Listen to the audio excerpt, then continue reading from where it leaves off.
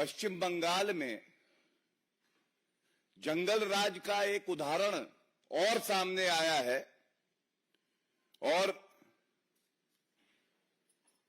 Chopra north Dinajpur में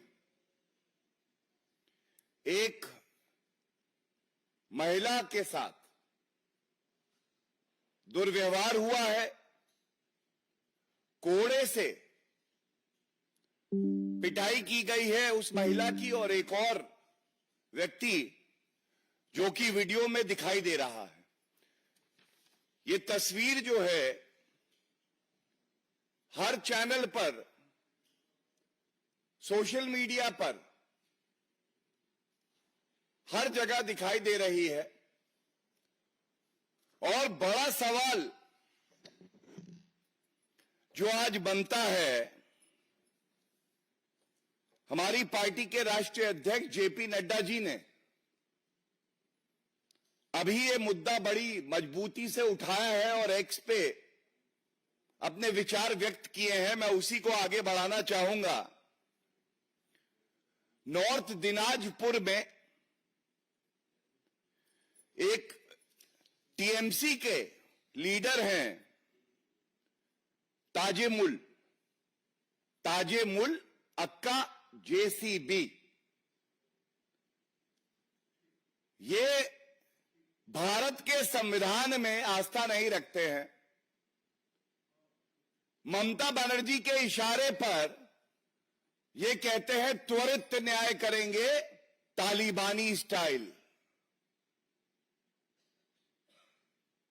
ममता बनर्जी की आस्था अब संविधान में नहीं है। उन्होंने अपनी पार्टी के गुंडों को खुली छूट दी है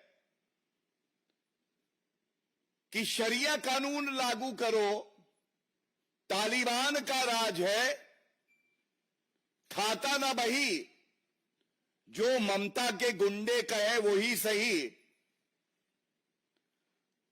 सार्वजनिक स्थल पे वो एक महिला को कोड़े मार रहा है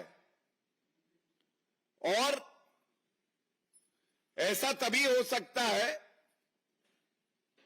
जब आप टीएमसी के लीडर हो, क्योंकि आपको पता है मौन स्वीकृति है तो वो ममता बनर्जी की है। जनता बंगाल की त्रस्त है ममता बनर्जी से और ये कहना गलत नहीं होगा। जंगल राज कैसा होता है? बिल्कुल ममता राज जैसा होता है। ये हर नागरिक के लिए पीड़ाजनक है, चिंताजनक है कि एक महिला मुख्यमंत्री जिनके पास गृह मंत्रालय भी है, वे अपनी पार्टी के गुंडों को खुली छूट देती हैं और जनता की सुरक्षा की उनको चिंता नहीं है। टीएमसी के गुंडे लीडर जो हैं उनकी सुरक्षा की चिंता है।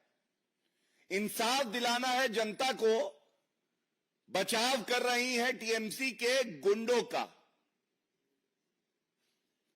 और जैसा मैंने आपको बताया, ताजुमुल अक्का जेसीबी, तो ये जेसीबी जो महिलाओं को प्रताड़ित करती है, कानून व्यवस्था को ध्वस्त करती है, ये जेसीबी पार्क कहां होती है? ये जेसीबी बुलडोजर संविधान को तार तार करने निकला है और ये पार्क होता है जाके ममता बनर्जी के घर पर, क्योंकि इनके ही विधायक हैं।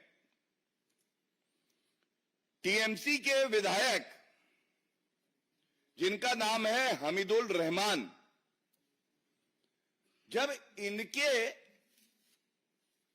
पास एक पत्रकार गया और उन्होंने सवाल पूछा तो इन्होंने खुले तौर पे कह दिया, मुस्लिम देश के कुछ नियम ऐसे ही हैं, ऐसे ही इंसाफ होता है। सार्वजनिक स्थल पे एक महिला को पकड़ो और कोड़े मारो, बेत मारो। आज सवाल यह पूछा जाना चाहिए, ममता बनर्जी जी, ये जेसीबी, ताजिमुल अक्का जेसीबी, ये आपके यहां पार्क्ड है। दूसरा सवाल यह है, ये आपके विधायक जो हैं हमीदुल रहमान, ये आप ही की सोच क्या आगे बढ़ा रहे हैं कि किसी भी महिला को पकड़कर सार्वजनिक स्थल पर कोड़े मारो, क्योंकि ऐसा मुस्लिम देशों के नियम के अनुसार हो रहा है। तीसरा, ममता बनर्जी, आप स्वयं एक महिला हैं, आपके पास गृह मंत्रालय है, और हम सब ने देखा संदेश खाली में भी आपने चुप्पी नहीं तोड़ी। संदेश खाली ने शाहजहां दिया और नॉर्थ दिनाजपुर ने औरंगजेब ताजिमुल दिया। मैं पूछना चाहूंगा, आज जो विपक्षी दल, जो घमंडिया संविधान की प्रतिलिपि हाथ में लेके खड़े रहते हैं, क्या ये जो तालिबानी न्याय हो रहा है पश्चिम बंगाल में, वो इससे सहमत है?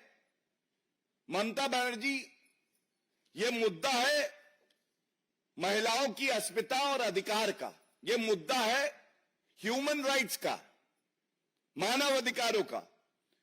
यह मुद्दा है कि आप तुष्टीकरण की राजनीति में इतना लिप्त हो गई हैं कि आपको संविधान और मानव अधिकारों की चिंता ही नहीं रही है। और यह मुद्दा है कि कानून व्यवस्था पश्चिम बंगाल में ध्वस्त है, ममता बनर्जी मस्त है। यह मुद्दा है आज घमंडिया के एक एक नेता, खड़गे जी चुप, सोनिया गांधी जी महिला है शांत, राहुल गांधी के लब सिल गए, मैं कुछ नहीं बोलूंगा, अखिलेश यादव मुंह में दही जमी हुई है, एक उनका वक्तव्य नहीं आया है। अरविंद केजरीवाल सुई पटक सन्नाटा, हमने देखा स्वाति मालीवाल जी के साथ भी क्या किया। अब बताइए, जो घमंडिया संविधान पकड़ता है हाथ में, जो संविधान की मूल भावना है, उसको तार तार किया जा रहा है पश्चिम बंगाल में, महिला की अस्मिता के साथ खेला जा रहा है, और केवल भारतीय जनता पार्टी मजबूती से इस मुद्दे को उठा रही है और उस महिला और उस युवक के साथ खड़ी है। क्या आज ये सवाल नहीं पूछे जाएंगे? और चिंता की बात यह है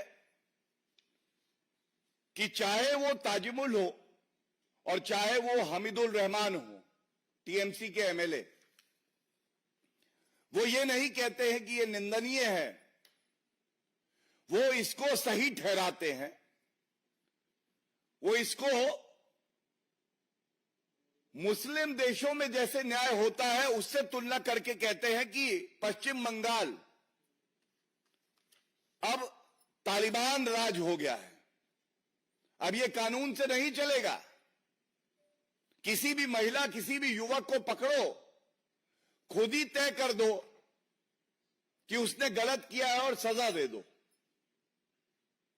ममता बनर्जी, संदेश खाली हो, चाहे चुनाव से पहले और परिणाम आने के बाद हिंसा की वारदातें हो, बलात्कार हो, हत्या हो, और अब उत्तरी दिनाजपुर में ये जो निंदनीय कृत्य हुआ है, इसकी जिम्मेदारी आपकी है। और ये मांग हम उठाते हैं कि ममता बनर्जी, क्योंकि गृह मंत्रालय भी आप ही के पास है और कानून व्यवस्था ध्वस्त हो गई है, आपको इस्तीफा दे देना चाहिए।